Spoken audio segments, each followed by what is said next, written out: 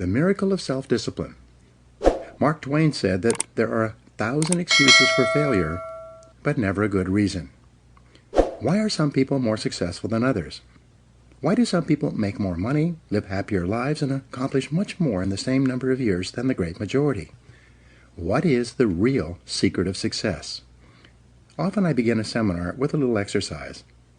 I ask the audience, how many people here would like to double their incomes? Almost everyone smiles and raises their hands.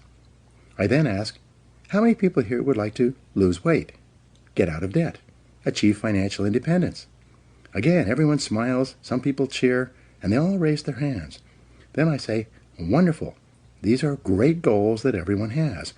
We all want to make more money, spend more time with our families, be fit and trim, and achieve financial independence. Not only do we all want the same things, but we all know what we have to do to achieve them. And we all intend to do those things sometime. But before we get started, we decide that we need to take a little vacation to a wonderful fantasy place called Someday I'll. We say that, someday I'll read that book. Someday I'll start that exercise program. Someday I'll upgrade my skills and earn more money. Someday I'll get my finances under control and get out of debt. Someday I'll do all the things that I know I need to do to achieve all my goals. Someday. Probably 80% of the population lives on someday I'll most of the time. They think and dream and fantasize about all the things they're going to do someday. And who are they surrounded by on someday I'll? Other people on someday I'll. And what is the chief topic of conversation on someday I'll? Excuses. They all sit around and swap excuses for being on the island. Why are you here? They ask each other.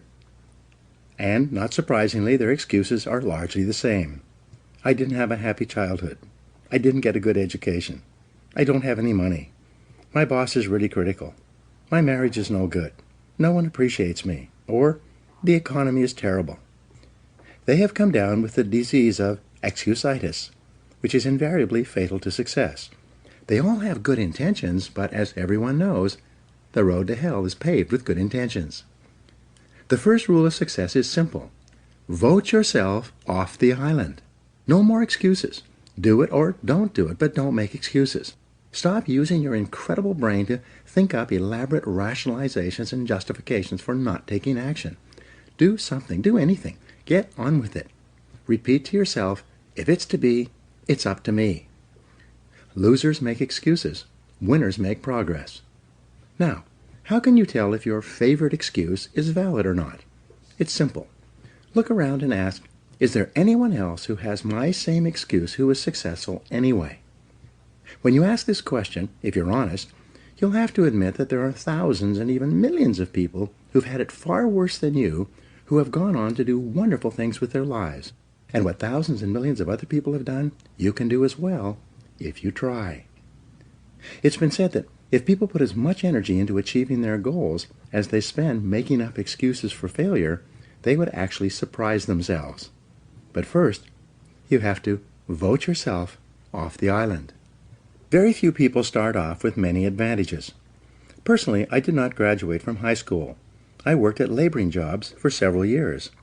I had a limited education, limited skills, and a limited future. And then I began asking that question. Why are some people more successful than others? This question changed my life. Over the years, I've read thousands of books and articles on the subjects of success and achievement. It seems that the reasons for these accomplishments have been discussed and written about for more than 2,000 years in every conceivable way. One quality that most philosophers, teachers, and experts agree on is the importance of self-discipline. Discipline is what you must have to resist the lure of excuses. It is self-discipline that enables you to vote yourself off the island. It is the key to a great life, and without it, no lasting success is possible. The development of self-discipline changed my life, and it will change yours as well. By continually demanding more from myself, I became successful in sales and then in management. I caught up on my schooling and took an MBA degree in my 30s, which required thousands of hours of determined study. I imported Suzuki vehicles into Canada before anyone else, set up 65 dealerships, and sold $25 million worth of the vehicles. And this is all after I had started with no knowledge of the industry. What I had, however, was the discipline and determination to learn what I needed to know and then to apply and do what I needed to do. I got into real estate development with no knowledge or experience, applied the power of discipline, which was then backed by hundreds of hours of work and study. I then went on to build shopping centers, industrial parks, office buildings, and residential subdivisions. With self-discipline, I have built successful businesses in training, consulting, speaking, writing, recording, and distribution. My audio and video programs, books, seminars, and training programs have sold more than $500 million worth in 36 languages in 54 countries. Over the years, I've consulted for more than 1,000 companies and trained more than 5 million people in live seminars and talks. In every case, the practice of self-discipline has been essential to my success. I discovered that you can achieve almost any goal you set for yourself if you have the discipline to pay the price, to do what you need to do, and to never give up. So who should read this book? This book is written for ambitious, determined men and women who want to achieve everything that is possible for them in life. It is written for people who are hungry to do more, to have more, and to be more than they ever have been before.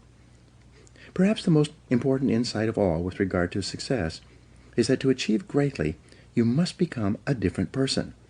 It is not the material things you accomplish or acquire that matter so much as it is the quality of the person that you must become to accomplish well above the average. The development of self-discipline is the high road that makes everything possible for you.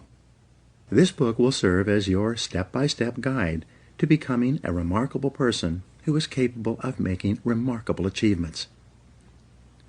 A chance encounter reveals the reason for success. Some years ago, I was attending a conference in Washington, D.C.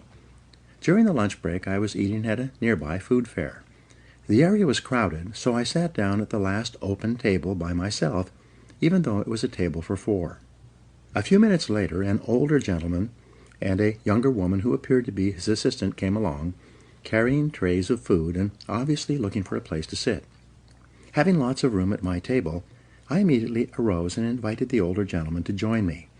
He was hesitant, but I insisted. Finally, he sat down quite thankfully, and we began to chat over lunch. It turned out that his name was Kopmeyer. As it happened, I immediately knew who he was. He was a legend in the field of success and achievement. Kopmeyer had written 4 best-selling books, each of which contained 250 success principles that he had derived from more than 50 years of research and study. I had read all 4 books from cover to cover, each more than once.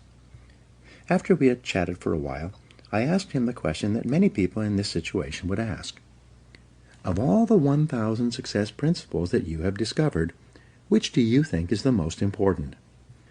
He smiled at me with a twinkle in his eye, as if he had been asked this question many times, and he replied without hesitating. The most important success principle of all was stated by Albert Hubbard, one of the most prolific writers in American history, at the beginning of the 20th century. He said, "Self-discipline is the ability to do what you should do, when you should do it, whether you feel like it or not." He went on to say, "There are 999 other success principles that I have found in my reading and experience. But without self-discipline, none of them work. With self-discipline, they all work." Thus, self-discipline is the key to personal greatness. It's the magic quality that opens all doors for you and makes everything else possible. With self-discipline, the average person can rise as far and as fast as his talents and intelligence can take him.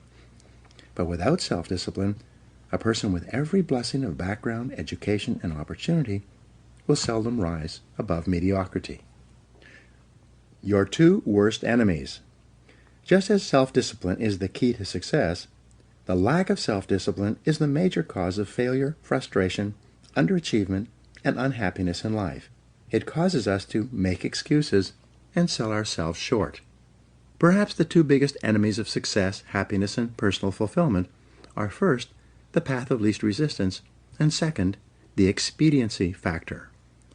The path of least resistance is what causes people to take the easy way in almost every situation. They seek shortcuts to everything. They arrive at work at the last minute and leave at the first opportunity. They look for get-rich-quick schemes and easy money. Over time, they develop the habit of always seeking an easier, faster way to get the things they want, rather than doing what is hard but necessary to achieve real success. The expediency factor, which is an extension of the law of least resistance, is even worse when leading people to failure and underachievement. This principle says, people invariably seek the fastest and easiest way to get the things they want right now, with little or no concern for the long-term consequences of their behaviors. In other words, most people do what is expedient, what is fun and easy, rather than what is necessary for success. Every day, and every minute of every day, there's a battle going on inside of you between doing what is right, hard, and necessary, like the angel on one shoulder, or doing what is fun, easy, and of little or no value, like the devil on your other shoulder. Every minute of every day you must fight and win this battle with the expediency factor and resist the pull of the path of least resistance if you truly desire to become everything you are capable of becoming. Take control of yourself. Another definition of self-discipline is self-mastery. Success is only possible when you can master your own emotions, appetites, and inclinations. People who lack the ability to master their appetites become weak and dissolute, as well as unreliable in other things as well. Self-discipline can also be defined as self-control. Your ability to control yourself and your actions, control what you say and do, and ensure that your behaviors are consistent with your long-term goals and objectives is the mark of the superior person. Discipline has been defined as self-denial. This requires that you deny yourself the easy pleasures, the temptations that lead so many people astray, and instead discipline yourself to do only those things that you know are right for the long term and appropriate for the moment. Self-discipline requires delayed gratification, the ability to put off satisfaction in the short term in order to enjoy greater rewards in the long term. Think long term. Sociologist Dr. Edward Banfield of Harvard University conducted a 50-year study into the reasons for upward socioeconomic mobility in America. He concluded that the most important single attribute of people who achieved great success in life was long-time perspective. Banfield defined time perspective as the amount of time an individual takes into consideration when determining his present actions. In other words, the most successful people are long-term thinkers. They look into the future as far as they can to determine the kind of people they want to become and the goals they want to achieve. They then come back to the present and determine the things that they will have to do or not do to achieve their desired futures. This practice of long-term thinking applies to work, career, marriage, relationships, money, and personal conduct, each of which is covered in the pages ahead. Successful people make sure that everything they do in the short term is consistent with where they want to end up in the long term. They practice self-discipline at all times. Perhaps the most important word in long-term thinking is sacrifice. Superior people have the ability throughout their lives to make sacrifices in the short term, both large and small, so as to assure greater results and rewards in the long term. You see this willingness to sacrifice in people who spend many hours and even years preparing, studying, and upgrading their skills to make themselves more valuable so that they can have a better life in the future, rather than spending most of their time socializing and having fun in the present. Longfellow once wrote, "Those heights by great men won and kept were not achieved by sudden flight, but they, while their companions slept, were toiling upward in the night." Your ability to think, plan, and work hard in the short term, and to discipline yourself to do what is right and necessary before you do what is fun and easy, is the key to creating a wonderful life for yourself. Your ability to think long-term is a developed skill. As you get better at it, you become more able to predict with increasing accuracy what is likely to happen to you in the future as the result of your actions in the present. This is a quality of the superior thinker. Short-term gain can cause long-term pain. There are two laws that you fall victim to when you fail to practice self-discipline. The first is called the law of unintended consequences. This law states that the unintended consequences of an action can be far worse than the intended consequences of that behavior because of a lack of long-term thinking. The second law is the law of perverse consequences, which says that a short-term action aimed at immediate gratification can lead to perverse or the opposite consequences from those at which it was aimed. For example, you might make an investment of time, money, or emotion with the desire and intent to be better off and happier as a result. But because you acted without carefully thinking or doing your homework, the consequences of your behavior turned out to be far worse than if you had done nothing at all. Every person has had this experience, and usually more than once. The common denominator of success. Herbert Gray, a businessman, conducted a long-term study searching for what he called the common denominator of success. After 11 years, he finally concluded that the common denominator of success was that successful people make a habit of doing the things that unsuccessful people don't like to do. And what were these things?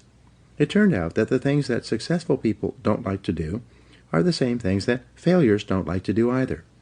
But successful people do them anyway because they know that this is the price they will have to pay if they want to enjoy greater success and rewards in the future. What Gray found was that successful people are more concerned with pleasing results, whereas failures were more concerned about pleasing methods. Successful, happy people were more concerned with the positive, long-term consequences of their behaviors, whereas unsuccessful people were more concerned with personal enjoyment and immediate gratification.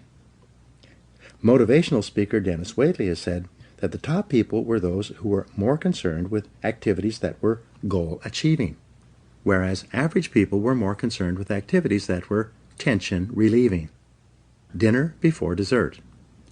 The simplest rule in the practice of self-discipline is to eat dinner before dessert. In a meal, there is a logical order of dishes, and dessert comes last. First, you eat the main courses and clean your plate. Only then do you have dessert. There's a cute but misleading bumper sticker that says, "Life is short, eat dessert first." Just think about what would happen if you came home from work and instead of eating a healthy dinner, you ate a large piece of apple pie with ice cream. What kind of appetite for healthy, nutritious food would you have afterward? With all that sugar in your stomach, how would you feel? Would you feel re-energized and eager to do something productive? Or would you feel tired and sluggish and ready to write off the day as largely finished? You get the same result when you go for a drink or two after work and then come home and turn on the television. These are simply different forms of dessert that largely eliminate your ability to do anything useful for the rest of the evening. Perhaps the worst part of all is that whatever you do repeatedly soon becomes a habit, and a habit once formed is hard to break. The habit of taking the easy way, of doing what is fun and enjoyable, or eating dessert before dinner, becomes stronger and stronger, and it leads inevitably to personal weakness, underachievement, and failure. The habit of self-discipline. Fortunately, you can develop the habit of self-discipline. The regular practice of disciplining yourself to do what you should do, when you should do it, whether you feel like it or not, becomes stronger and stronger as you practice it. You simply refuse to make excuses. Bad habits are easy to form, but hard to live with. Good habits are hard to form, but easy to live with. And, as Goethe said, everything is hard before it's easy. It's hard to form the habits of self-discipline, self-mastery, and self-control, but once you've developed them, they become automatic and easy to practice. When the habits of self-discipline are firmly entrenched in your behavior, you start to feel uncomfortable when you're not behaving in a self-disciplined manner. The best news is that all habits are learnable. You can learn any habit you need to learn in order to become the kind of person that you want to become. You can become an excellent person by practicing self-discipline whenever it's called for.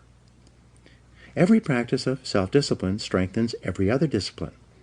Unfortunately, every weakness in discipline weakens your other disciplines as well. To develop the habit of self-discipline, you first make a firm decision about how you will behave in a particular area of activity. You then refuse to allow exceptions until the habit of self-discipline in that area is firmly established. Each time you slip, as you will, you resolve once again to keep practicing self-discipline until it becomes easier for you to behave in a disciplined way than to behave in an undisciplined way.